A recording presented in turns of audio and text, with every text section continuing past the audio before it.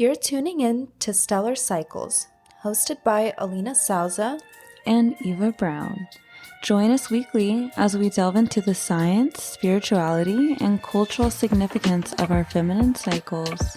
Get ready to align with your natural rhythms, take charge of your patterns, and embrace a holistic approach to feminine wellness. Hey guys, welcome to the 5th episode of Stellar Cycles, and today's a very special episode because it's our very first guest interview episode. Britni Jordan! That was in Arizona. She was the only person I trusted at the time to do my eyebrows. This was pre-San Diego move? No, this was me visiting Arizona just to see her because her eyebrows were so amazing. Good. And what's funny is the second time when you have to do the touch-up, she actually came to San Diego and did it in my room. I forgot about that. That is a treatment that on you her could bed. only hope to receive. It was first class. That's when our friendship really clicked. And honestly, your brows still look bomb. I followed all her instructions, which is what made me fall in love with her, because when she sends you home that pamphlet, it's really funny. And it's the only beauty person I saw that had an edge. I was like, who is this girl? I need her in my life. It was funny. It was funny. I was like, if you work out, I honor your commitment to fitness. Don't call me when you need a touch up. I'm not when the your one. eyebrows turn gray. Yeah, when your eyebrows turn gray, I don't want to get a call. Don't call me. From all the sweating or? Yeah, just from people being negligent. Got it. Because they'll spend $700 on brows and then they'll go to spin. Or they're really scary at first. So I'd say they're going to be really scary for a week. They're going to be red. Don't text me. Don't text me and tell me they're red. What I loved about her, she always had boundaries. Walking into her salon in Arizona, it is so beautiful. It had the most amazing quote on the wall that's just all about doing good for the world, being your best energy, being a good human. And she has this esoteric alien vibe about her. Thank you. Where I just need to know more. Esoteric alien vibe. Yeah. That's it. Well, now we're just tapping into all the ladies. Yeah, that's really cool. Yes, and both you and I, we were naturally more masculine because of business, and we're going to get more into that, how we're able to feminize, tap more into our feminine nature. I remember when you were first starting out, it was really cool to see you not only have masculine energy, but your entire crew is all badass women. Yeah. These girls have worked with you for 6-7 years. Now they're off creating their own abundance and their own salons, and you have 5 different businesses now. How do you keep up with all of this? Well, so I decided that one of the things that I'm bad at is execution. So I get really drained. I get really burnt out. I'm more in an inventor space. I can see the trends coming. I can see the big picture. I can tell everyone what to do. So you're generating the ideas. Yeah. So in that pivot, I closed the business that needed me, which was the salon, and turned that into a franchise model. So that's as people buy those, I love that. right? That's not me. Space Face, not me. The Academy, 5 days a month, runs itself. Now I basically, as I meet people that have good ideas, I participate in the first 60 to 90 days of it. I keep a cut of it, the varying percentages depending on how much they know about the industry. So I co-own a lot of different things at this point. So I'm not running them. I mean, because we're always growing, trying to figure out how do we get to the next level, create more peace, abundance, an easy, soft, feminine, abundant life. Thank you, God. How did you go from when it was so busy and chaotic? What did it feel like in your body? How did that show up in your cycle? Yeah. My cycle, I feel like, has always been really regular because, and this is interesting to say now because now I consume meat again and dairy, but for a while when I was in my height of my business, I was really healthy. So it was very plant-based, very low on anything that would mess me up, right? I didn't actually realize how unhealthy I was until I quit. And then I go back into minor versions of that life and I can't do it anymore. So it was almost as if I didn't realize that I was in that manic state. It's crazy how much women can mess up their blood sugar just by trying to be so healthy to the point of malnourishing themselves and not getting enough nutrients. So that's why it is so important to not be too low on what you eat in an effort to try to be healthy, because at the end of the day, that's not healthy. Yeah. Even the diet I have now, right? my coffee this morning had sugar and cream in it, right? That wasn't even the way that I lived my life back then. You're allowed the little pleasures, though. Right. And now I have the space, but I can't honestly say that if I ate pizza for lunch back then and I was so strict because I had no leeway. So my body had only so much bandwidth. I couldn't even eat the cookie because I would go down. Like I'd be so tired and so fatigued. So I lived in this very healthy, almost like an athlete state, because I didn't have time to work out. I was working 12-hour days. I mean, so manic, so much mental energy, so much masculine energy. And then when I quit and my body naturally started saying, I want a piece of pizza, and I could eat the pizza and be fine with the pizza. And so I think for me, I genuinely say I can't even do what I used to do. I think once you see it, you can't go back.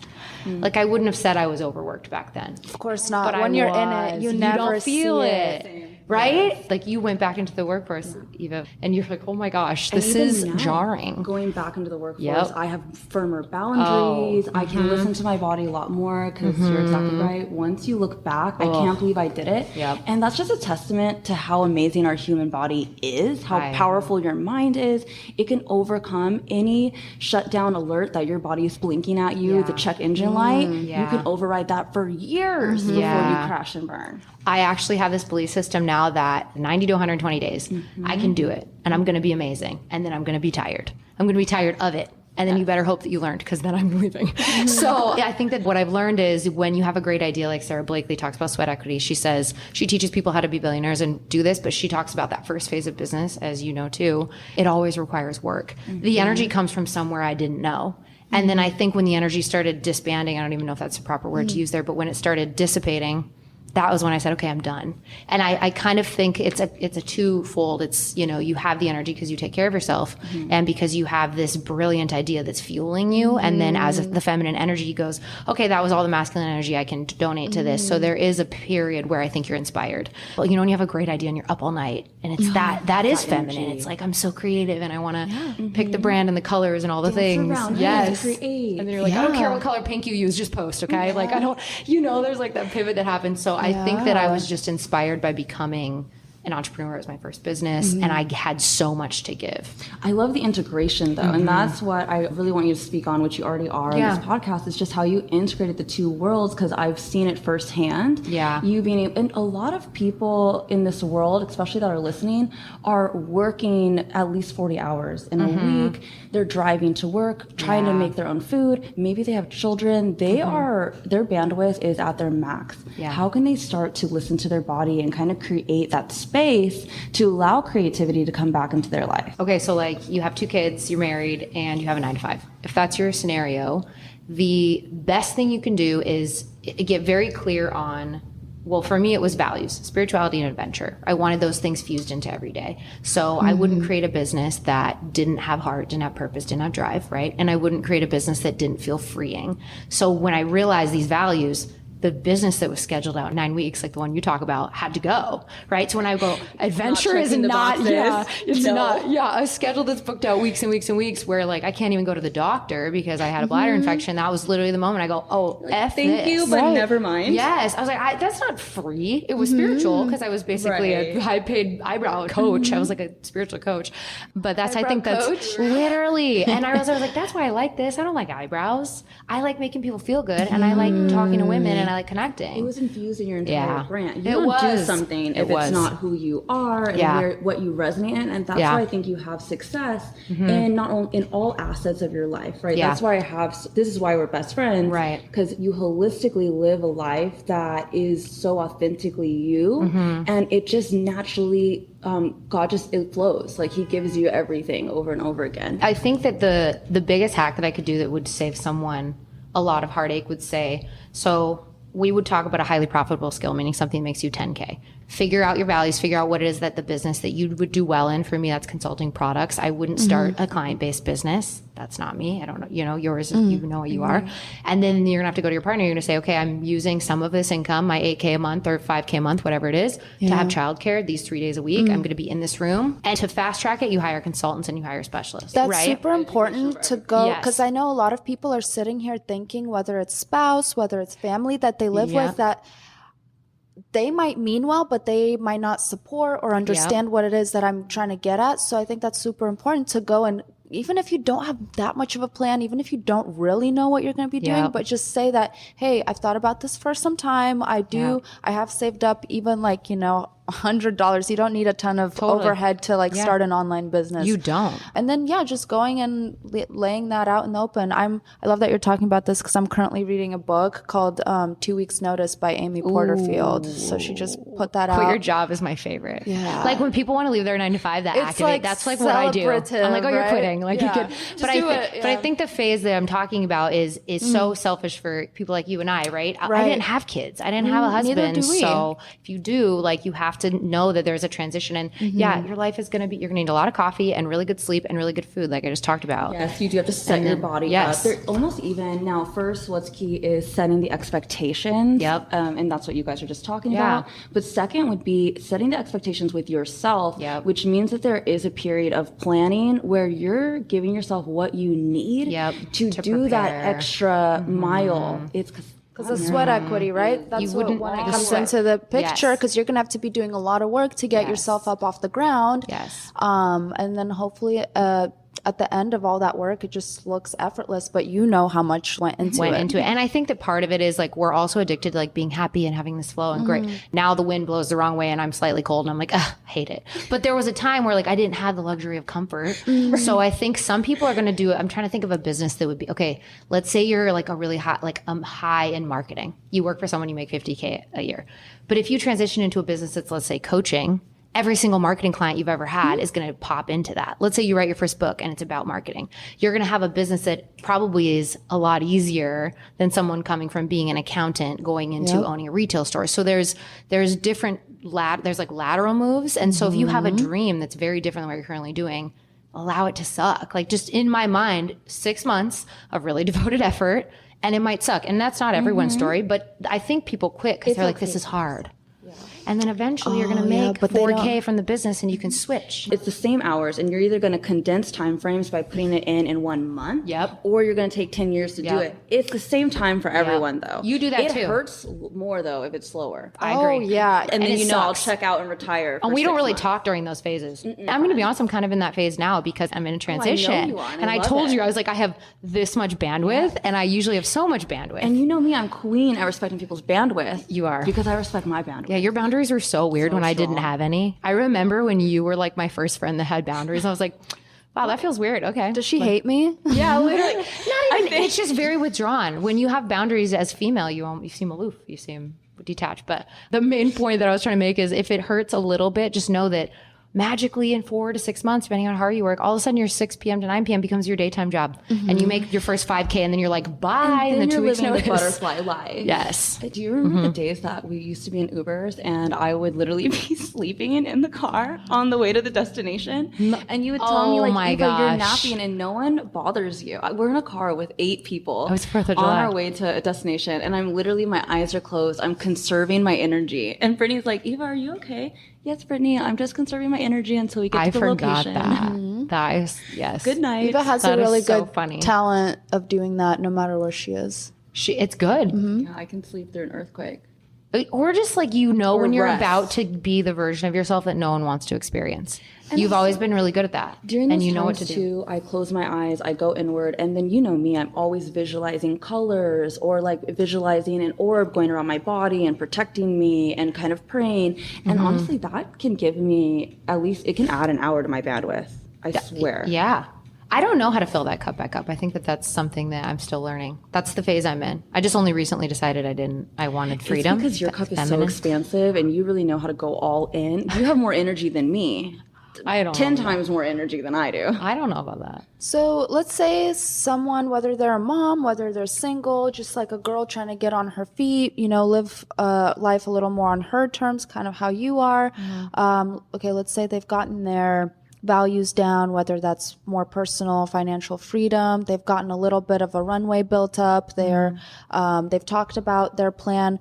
Can you touch on the importance of maybe who you should share this sort of thing with versus who you shouldn't share with? Yes. So again, to quote Sarah Blakely, I took a master class of hers and she talks about Spanx. She's a self-made billionaire. I think most people know. Spanx.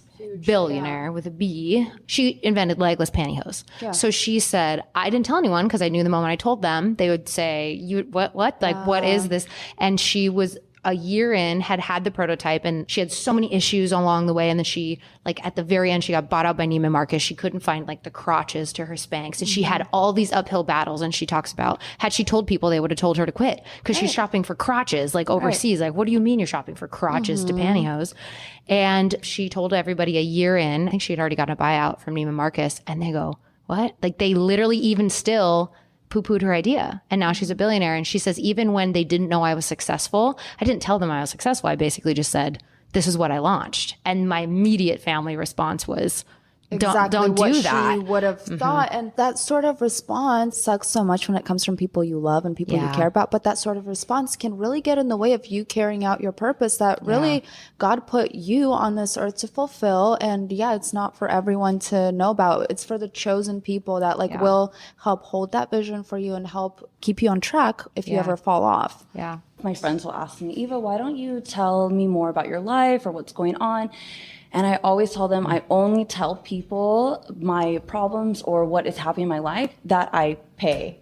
Yes. This comes from, I tell my therapist, I hire coaches. I have coaches for different things, whether people it's who are financing. guaranteed to fix, right? Yeah. Yeah, I mean, the reality is you can, of course, share your life with your friends, but I share things with you. And that is because we have a relationship we're on the same page. We have the same mindset. And I believe in you. Yeah. And I can tell you an idea and you're never going to say it's crazy because we've also, we have done a ton of ideas. Done crazy things. So you just have to really know, is that person someone you look up to? Then yes, tell them. Yeah. Either you look up to them or you pay them. Those are the only ones. Nothing else. And sometimes the input, you don't need the input. Like sometimes, when I launch, Sometimes you don't need their info. you don't need, And when you're silent, your downloads are going to come from greater power beyond you. And that's the only person you need to consult or have your back with anything. And if your energy's so grounded in that, everyone around you will naturally feed into that energy. You don't have to tell them anything, convince them, explain nothing. Your husband, wife will fall into place. Your friends will too, because you've already consulted the person that matters the most, which is your own energy, God, and also to speak to your energy, just knowing you, if she tells me she's doing something, I would never tell you not to. Right. But you don't have that in your first year of business. For sure. Someone tells you, oh, I don't know about that, or it's going to be expensive. Don't tell anyone. You just keep that little dream with yourself in your pocket. You talk to God every day, the universe, whatever you believe in. Yeah. Ground down in books, listen to podcasts, YouTubes. Let that be your source of validation. Yeah.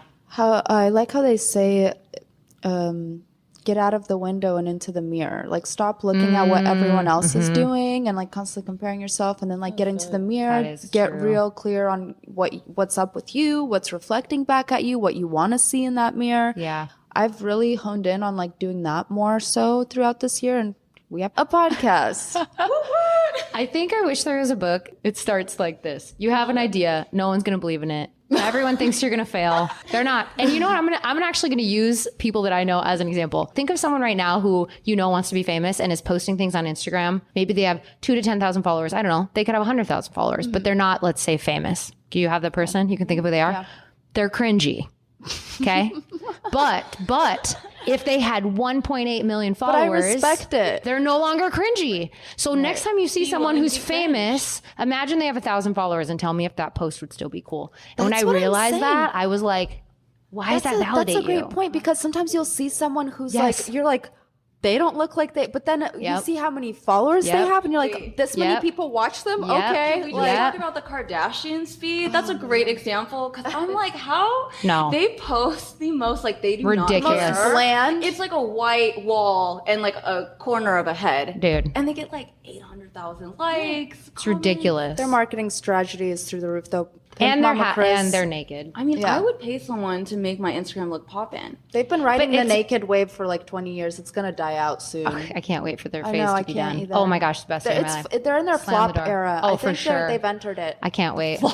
I can't wait for the scandal that comes from them. I'm like, if the fact that you're a billionaire and you do literally nothing for the world, but that I digress because Oh that my will make God. me burn this building to the ground. So we're gonna. I know. I try to be careful because, like, I love the aesthetics of their life. They're the first people that actually showed us the aesthetics, lavish lifestyle. We got to see the airplanes, the trips. They opened my mind to a whole world that my poor butt did not know existed. Yeah. Especially when I was so young. I was living in a box, you know? Totally. Well, and it's also the personal branding era, right? Yeah. They And- took their brand and launched products. Yeah, now which do that. And also you can see good things to too learn. Yeah, the way yeah, that their brands will change depending on like what man that they're with or what Yes. phase that they're with. Like Yes. Courtney's in her They ride the gothic wave. like rock star husband honeymoon phase right now. Kimberly did her thing with Skims though. I do love me some Skims. You got me turned on to Skims. I actually just placed an order. I got the I dress. know. And she has these like tummy control. She has It's so good. much good stuff. Here's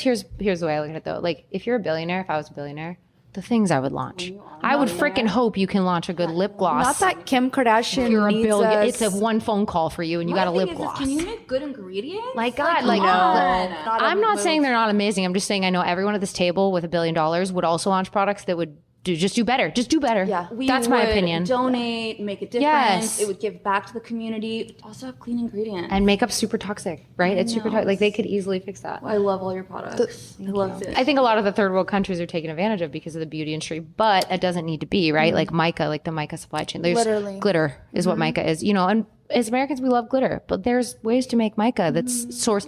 They would have the biggest impact and the biggest beauty company in the entire world. If they made it clean and ethical and American based, I would buy every single I thing. think everything that we create has to be good. It Yeah. has to have good intentions, done in the right way. It cannot harm another. Yeah. The endocrine disrupting products, like they need to go. And they're doing it because of the margins. Like when you get into manufacturing, as you know too, the margins are way lower when you launch healthy products. You're a but it's great ethical. person. Yeah. I know, yeah. And this is why I always say it's worth it to spend more. Sometimes I spend 10 times more on a product just because it has better ingredients. But absolutely. Because the endocrine disruptors. And I'll say I think my hormones are probably a little bit better because everything in my house is organic.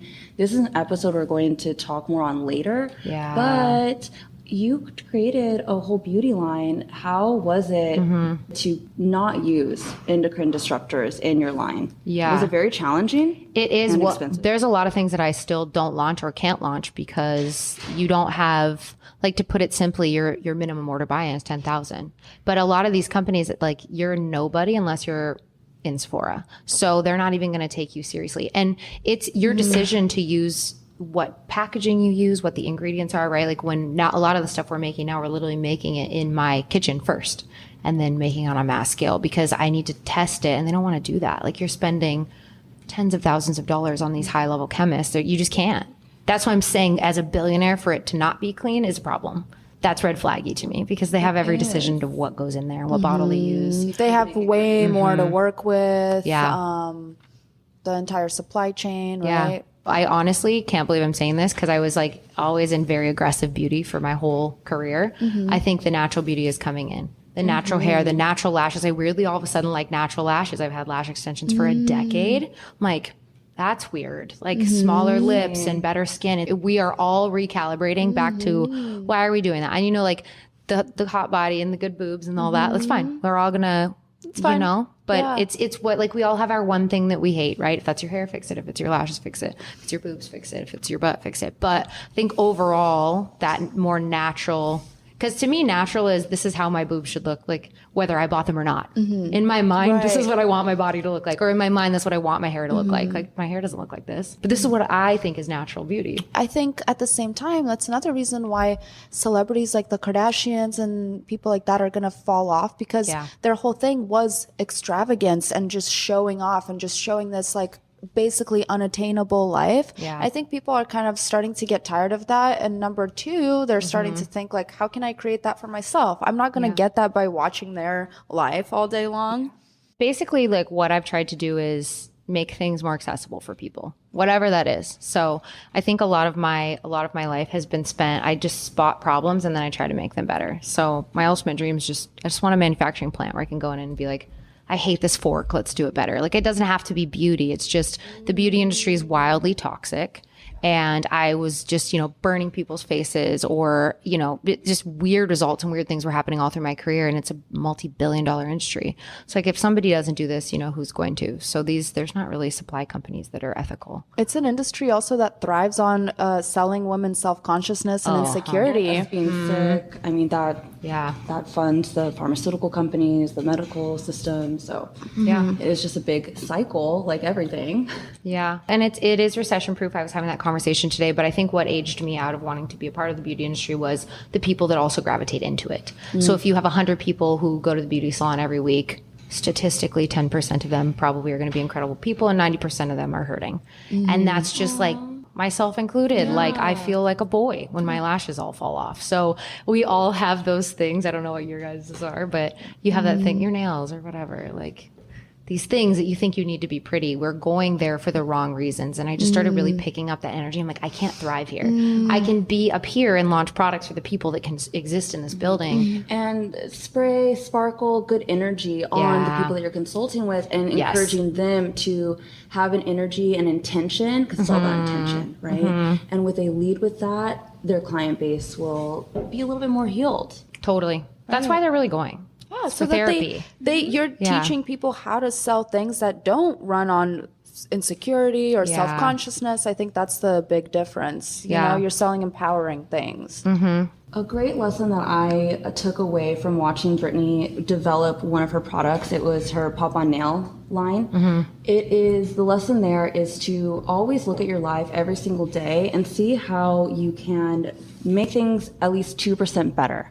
And I remember her buying every other product out there and testing them and like figuring out how to create ridges, like so it could stay on longer. And so when it hurt, and now like her nails are the best out there, they don't pop off. And it's kind of just having that mentality in your life that anything that is in your vicinity that you're using, how do I improve on this? You can do it with how you organize your home, what type of food you're putting in your body, and when you put it in your body, how do you optimize everything? Honestly, Eva, what you just said right there is what I think is the secret to innovation. Like, don't die under the pressure of like, I have to create something new. No, what innovation really is looking around, seeing what's missing in the things that already exist and cranking that, tweaking that, putting out something better. That's really what humans have been doing since the dawn of existence. Nothing is new under the sun. We just create better things and systems, and the people who can see it need to do it. Right? Like Elon is Elon because Elon has a factory. And I think that's, for me, like to give you an example of one that I just learned, my entire career has been built upon that, and a piercing. So adornment, tattooing, nails, makeup, hair. The reason we do all of this is because we used to decorate ourselves, goddesses, as queens. Like, we would all play and hang out, and like our servants, if you had servants, like you're a queen, they would brush your hair and bathe you. It was like our self-expression. Yes. We are wanting to bring that back into our lives, and that's going to be the Joshua Tree 1000%. Adornment class. That's a big word that's coming in, and it's like adornment and so piercing. I never gave a crap about piercing, and then I realized that it was so sacred, and they actually put these metals in their body to keep away spirits, and there's a whole history of both tattooing and piercing that's sacred. Different metals for different things. I only wear silver on my feet. You don't put gold on your feet. And so we're in this class, the first one, and we're sitting there. My business partner is the expert piercer, and I'm watching her do this, and they're putting needles through people, and it's bloody. It's pretty barbaric. And at the end of the day, I go, we're not going to use those needles anymore. They're huge. Why are we piercing people's ears with these huge needles? And she said, well, that's just the way it's done. And I said, what? Tell me about that. It was the same with tattooing. They use these huge needles. And so I go, we're going to do it with this. And she goes, there's no jewelry that fits that. And I said, there will be. So guess what? Next Thursday, luxury jewelry party with my jeweler to make smaller jewelry. I'm like, why does that not exist? Exactly. They make a decision to put that post on it. There's nothing I dislike more than the mentality of, that's just how it is, and we're not going to do anything about it. Seriously? Where's your innovative spirit? That's a women's revolution if I've ever heard it. Like, you want to stay feminine in your business, because men don't give a shit. They're like bottom line ROI, and I need him. I need that guy in my business too. Tell me that I spent too much on Micah, please. Bring this baby back in. These vegan bottles that you wanted so badly that don't hurt the dolphins, like they gotta go. I'm like, no, we're keeping them. But I think that is, like put all your manpower into like, let's flip tables. And that's what I do. So it's like, is it beauty? Is it Celtic? Is it whatever? It's like, I see a problem. I find a person who can solve it. And then I flip the table over. And that's just basically what I've done. That's why you have to be at the baseline okay with who cares what people think about what you're doing. And I was like, I'm going to redo the fork. People are like, how are you going to redo the fork? I go, I don't know. I don't like it. Yeah. But I think that's feminine, right? You create a business that you could do better and weave like an emotional mission into it. And that's feminine as hell. Yeah. That'll get you out of bed in the morning. I think we've been inundated with this idea that the only feminine thing about us is the creation of a child, but women create so much more than just children. So I think that's super cool. I mean, our womb literally is a portal. It creates life. It feeds the life. It's literally Mother Earth. Mother Earth also reproduces and feeds its own earth, fertilizes its own soil. It has its own natural cycle. They don't need no man. Still need the man. No, we are balanced. Planet Earth doesn't need no man. Mother Nature. Is it Father Time? Father Time. It's the universe. It's Grandma Moon. Because time does run the cycles. Yeah.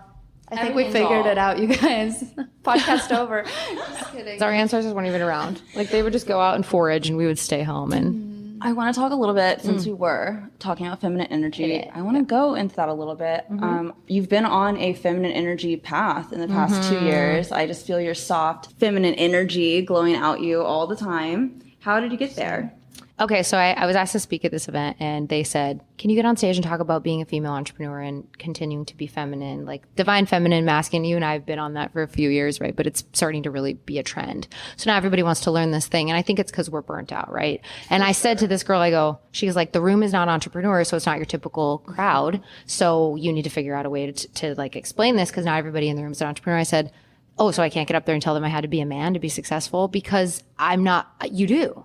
But the difference is that I hire people who can withhold that version of me and don't expect, and I make this joke, I'm like, the reason I shut down one of my companies was because I had a team that wanted to talk about decorating their house and their Halloween costumes and their kids and their wedding and all these things. And like, I would notice this natural pushback when I was working and trying to run the business and then also having to hold space for that emotions. Whereas when we go out, we probably won't talk about business. We'll literally talk about life. And I have learned that I have to segregate my feminine to my masculine. So at work, I'm masculine, but when I walk in my house, I drop it all. And that was the segregation I made was I said, okay, I need this to survive. If you're about to get in a car accident, your body activates to save your life, right? It's the same as business, like things in you need to activate to move the needle ahead and then you can stop doing them. But I think that's what it was, is I realized that like in my life, being masculine is not helping me. It's making women hate me and it's making men scared of me. It's making my boyfriends feel intimidated.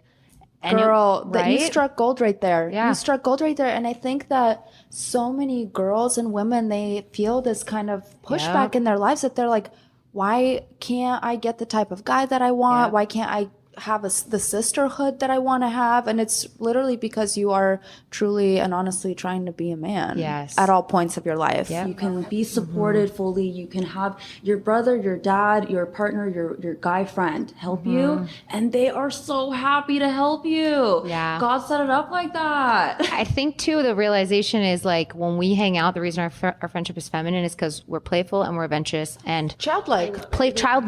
So that's when feminine, people talk about feminine, like, do you know what masculine is? Serious, mental, structured, scheduled, right? So it's like, I think people think I can pay for my own shit and I don't need no man. It's not. It's the fact that you think you have to overfunction and do everything and you're not in playful. You're not in adventure. You're not in creativity and joy.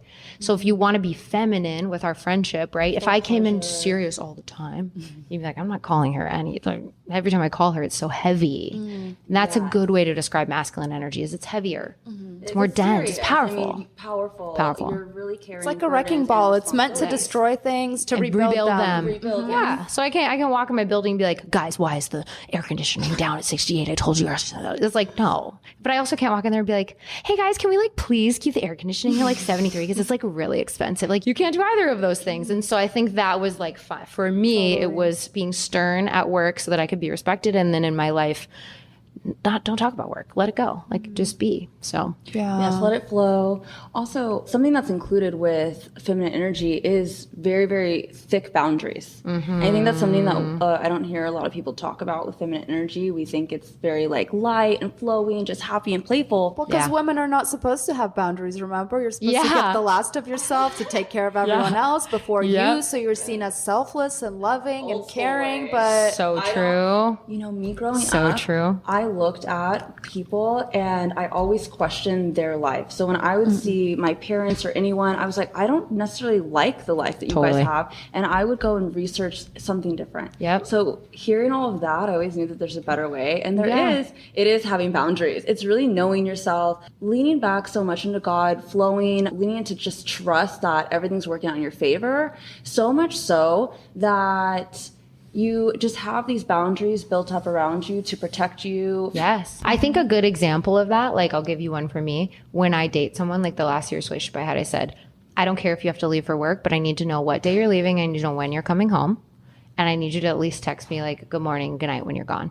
And that way I can stay in my feminine energy and I won't panic the days leading up to your trip. Yes. But he wouldn't do it. And then he'd spring a trip 48 hours in advance. And then I'd be a C word. And he'd always be, he's like, I can't date you. Like you get mad when I leave. And I go, no, I set a boundary. If you're leaving, I need to know. I need to prepare myself. I'm going to thrive the week you're gone, and then you're going to come back and we'll be fine. So it's like that might not be someone else's story. Someone else's story might be don't get too drunk at golf on Sundays, and if you're going to, go get a hotel and come home on Monday. Like whatever your boundary. Different. You just find it and voice it. When you start getting mad and when you get serious, right? We talk about the heavy energy. When you notice yourself becoming the heavy version of you, something has just happened to put you masculine. And eliminate it. Have to put in the boundary. Yes, you see it. That's your side effect. Put in the boundary. When you have boundaries, life is easy. Yep. Because you voice it. And if they don't follow through on that, it's easy. Your next decision is bye-bye. I want you to talk about that. Excuses for people. Yeah. For real. Either you respect me or even. You should talk about that. Like, what is a boundary? What does that mean? Because I don't think people know what that means. A boundary is knowing yourself, being very aware of what you need to thrive. Yeah. And anytime you're not thriving, you figure out, why am I not thriving? Oh, it's because I need to have that text message at this time. So I'm not operating in an anxious attachment style because it's triggering me. So you put in it's like literally taking you away from being in the present moment, this thing. Yep. Anything like that, you have to put in these boundaries. Another boundary that we both are really good with this, I turn off all notifications. I knew you were going to say your phone. This is my favorite one. I literally tell people I actually think it is rude for someone to expect a response from me immediately from a text message or a phone call. Now I always tell my friends and my loved ones, if it's super urgent, please text me, and if it's an emergency, call too. And sometimes I won't answer. But if someone calls you 3 times, you know their house is on fire. Or text me, and I can see it, and I will always call you back. Yeah. Right. But people getting mad at me, it doesn't happen to me anymore. My life that I live in is like a fairy tale. I don't deal with any nonsense. But because it's been years of me practicing this boundary, and everyone knows that, like, hey, I'll get back to you maybe in 3 days or 18 days. You do. If it's important to you, tell me, hey, I have a deadline. I need to have this answer within 7 days. She totally does what she needs to do if you need it done. But at the same time, she's not going to be like waking up first thing in the morning, putting out other people's fires before she's even gotta take care of yourself. You can't breathe. Yeah. It makes you I can attest to that too, because like when I was going through my breakup, it was like the love of my life. We talked so much during that phase. You were so there for me. And I literally was able to navigate that because I had you. But then we recalibrate and we go back. And I think a lot of female friendships, that phase is part of the relationship. We're going to complain. We're going to gossip. I'm like, I am not the one. Yes, there's phases. That was one of the worst times of my life. I don't know if you realize that or not. Yeah, you would tell me. But now we go 3 days without responding to each other, and it's fine. We recalibrate. That's what's so cathartic. I know for you thought it was your worst phase ever, and for sure I get that because I've been there too. But I was like, hey girl, even on your worst day, this is fine. You're like, this is your worst. You were always very courteous to my energy. That's fair. We had a good relationship where we knew how to work with each other, and you would always call me and say, hey, do you have energy for space? this? And you always did. And I would say sometimes, hey, not today. Can we work on this tomorrow? Yeah. Or what is it? I have 10 minutes for it. You would say, you would say that. You'd be like, I have 10 minutes. And I think that that's really nice to speak to that. Like there are times if you want valuable relationships, there's times where it is an SOS. Like I have a friend call me and say, I had a nightmare and it was 9 p.m. or something. And she's like, you were in it. I'm screaming. I'm like panicked. I was in a networking thing, and at the moment I walked out, I called her. We have a very detached relationship, and it's like friendly, but you know when you're activated and someone really needs you, and when they're using you to feed off of you. And I think there's a difference. Totally. And if you can pick up and really be in tune with yourself, and a lot of what Britni and I are talking about, this comes from us being so in tune with our body. So we know when someone activates us, and if it is them like wanting us to almost enable them, that's a great time to let them know that you are very busy. You can talk to them in 5 days from now, because what I've noticed happens is they always end up working out their own problem. And that's the power. It's not you giving someone advice or helping them. It's giving someone the space to reach their goal or their, what is the word Like here? their self-soothing, self-parenting. Yes, you want them to self-soothe. I'm going to say something that is harsh. Ooh, give it to me. It's pretty harsh. You know, I'm I like thinking it. I'm going to say it, and then I want you guys to tell me if you feel like it resonates We for should you. cut it out or not? Not even cut it out. It's not like mean. It's just, it's kind of an opinion that I was just thinking about right in this moment. And it's from having healthy friendships now, people that I admire and am inspired by, right? That's all you really need, right? Yeah, always. There is not someone in my life right now who would say, I'm going through a divorce, or I just got in a car accident, or my boyfriend's breaking up with me, that I wouldn't pick up the phone for. So I think if you have friendships where when someone's in like a tragedy, if your natural response is not to communicate with them, I think that's a red flag. So that was the harsh truth that I was going to say, is like, if you have a friend, she's been your friend since kindergarten or middle school, and she's having an issue and you don't actually feel compelled to be there for her, I don't know that that's a deep friendship, because if I knew you were in like trouble, I wouldn't care if it was 4 days in a row, like we'd be on that call. And we have had phases like that. And then it's like, and then you go back and you're fine. So like if Eva texts me and she's in a disaster, like I'm going to clear that moment, and I'm not going to sit in my car being annoyed about it. And it is key, as you said, it's just you knowing your tribe, and you and having always goes back to boundaries, drawing your lines of who's your friend, who are the people you're going to go to bat for, and going deep with those relationships. Because we have so many friends, 3 or 5, but there's only like 10 friends that I have that I'll fly to them no matter what. And that's key. I agree. I think this is the reason why female relationships are so cathartic, and we get so caught up in only wanting to have good times with our friends, only wanting to share good news, kind of maybe flex in front of them, show them how good we're doing. But human relationships are really made for being there for that phone call when someone's freaking out and they like need someone to talk to. And you know, also calling your friend when you're having a hard time and really being vulnerable and open, like, hey, I'm struggling with something in my life right now. I need you. People want to feel needed. I think that's the thing. This whole pretending that we've all got our lives on lock and everything is perfect has got to go. I agree. And I think there's a problem, because I've had a moment where you needed a call, and you're more connected to your female friendships now, I feel like. But I remember scrolling through my phone. It wasn't even that long ago.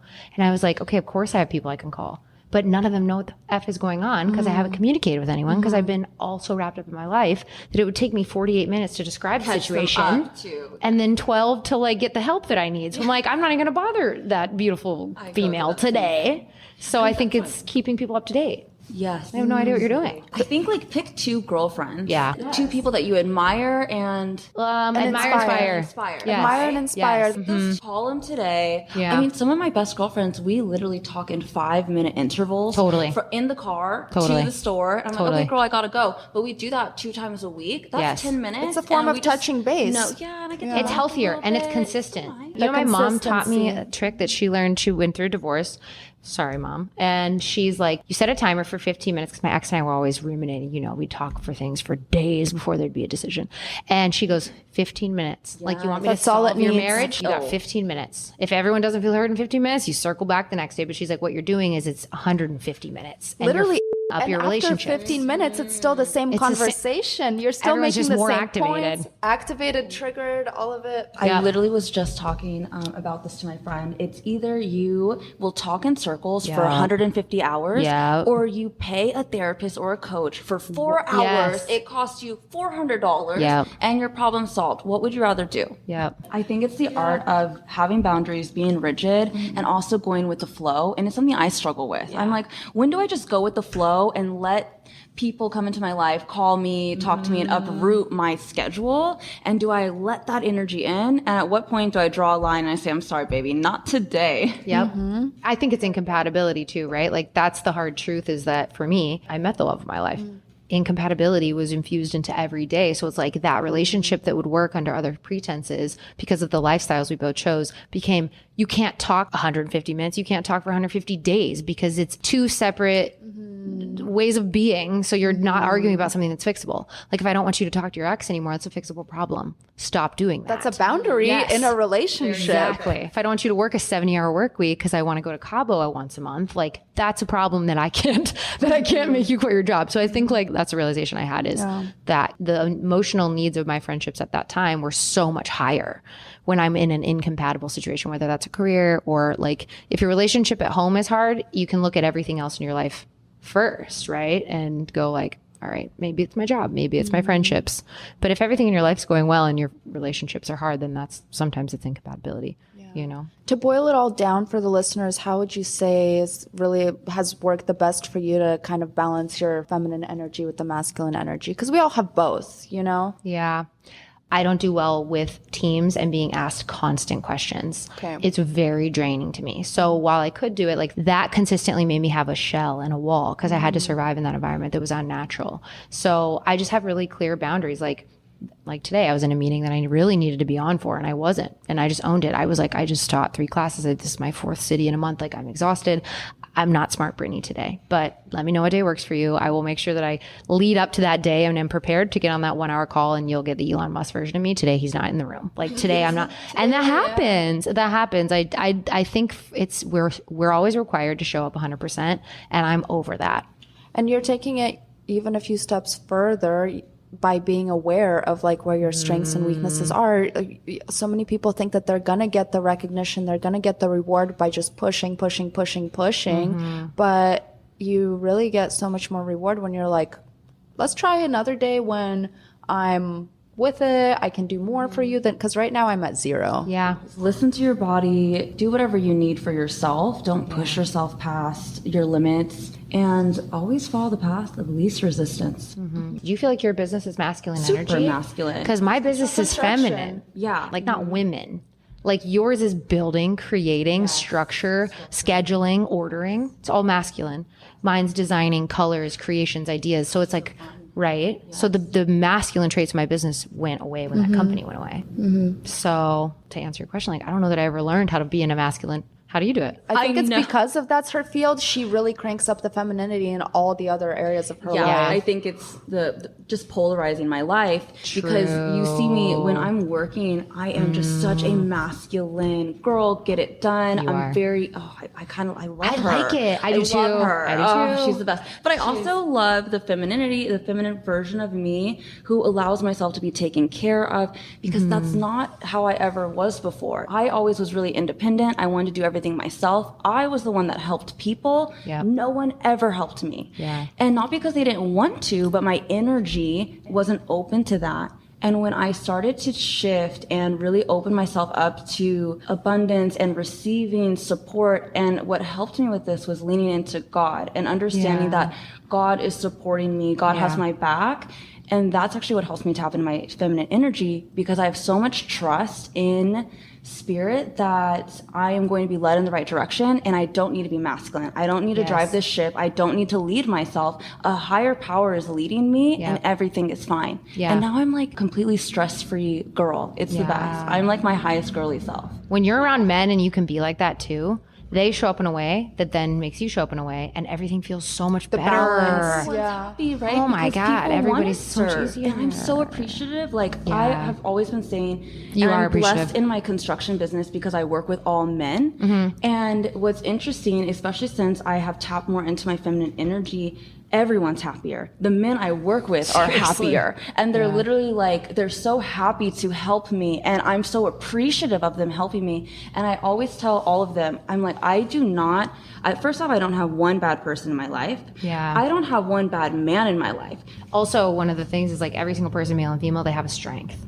If you really hyper focus on those friendships, like I have friends that I would travel with, but I have friends that are like, they're very type A, so I might not travel with them, but I definitely want them to help me build the structure for my system and my business. Yes, know how to work with people. Yeah, like what is this person's strength? And I'm not going to put them in a role that's going to deplete their natural essence. Yes. And then you'll get the best out of it. Like, there's strategically people I do not travel with. Yes. Because I already know it would be a disaster. Get the right people on the bus in the right seats. In the right city. seats. Yes. Or like have clear boundaries. I have a friend who, like, when I travel, I like to work while we're there. So I sit at the side of the beach, like under my cabana, because I don't want to get sunburned. And I'm like preserving myself under this thing. And then he'll surf all day. And it's like we have completely different trajectories. I don't surf. And he doesn't want to sit and work because he works all the time. But we travel well together because we have a clear, I'm like, this is what I'm going to do and this is what you're going to do. And no it one works. feels bad. Great expectations. I was planning an itinerary for Britni this weekend. Oh, God. And I hiking in there. The word She's like, itinerary. no hiking. I was like, okay. I just wanted it's to more relax. like a walk on the beach, but okay, it's nixed. Only because I came here to be in a hole and like be horizontal, be like super horizontal. And you know, I love it. Like, I love when my friends voice how they feel because I voice how I feel. So I always create space for my friends to say the things. I don't want people doing things that are not their vibe because that's not the vibe. Totally. When you're hanging out, if you're not into it, I don't want that energy. Let's go do something where you are going to make me laugh. Yeah, I know. You're like, I have an itinerary for you. I was like, oh, you're so sweet. But then in that moment, I could tell that I was being difficult and I could tell that you were being helpful. So I looked back on it and I was like, wow, I was being very difficult in that scenario. And I reached out and thanked you for how I was like, here's why I resisted your idea, right? I'm glad you do that because I think a lot of times you do need to do that with the masses. Yeah. But in reality, it's okay to be difficult. Like everything in life, there's polarity. So you're going to have your moments that you have boundaries and you want to be difficult, and you should. Power to you. Yeah. Britni, this has been super duper good. You've given us gold. You've given us so many good tips on how to kind of bust out of that very heavily masculine energy and learn how to work with both. You know, we don't want to completely cut out our masculine powers. I think as women, we are really, really lucky in the fact that we get to wear many different hats throughout our lives and try on different archetypes. You know, people want to put women in a box, like either you're a mom or you're a teacher or you're a daughter, you're, you know, this innocent little girl, or you're a hoe, you know, like, but the truth is you can be anything that the situation calls for. And I think that fluidity is what makes females magic. Yes. Yeah. We're And honoring expansive. how We you feel. transmute energy. Every single day you feel like doing different things. Yeah. Don't create a life where you have to do a 9 to 5 if you don't want to do a 9 to 5. Lean into the beauty of every day can be different. It's so exciting. Do you think that we can do a giveaway with the Stellar Cycles podcast and Space Face? Yes. I was thinking we could do like one of all of my favorite products, like all of my favorite makeup products. You are so incredible for that. What our listeners can do is they can comment on our latest graphic for episode 5.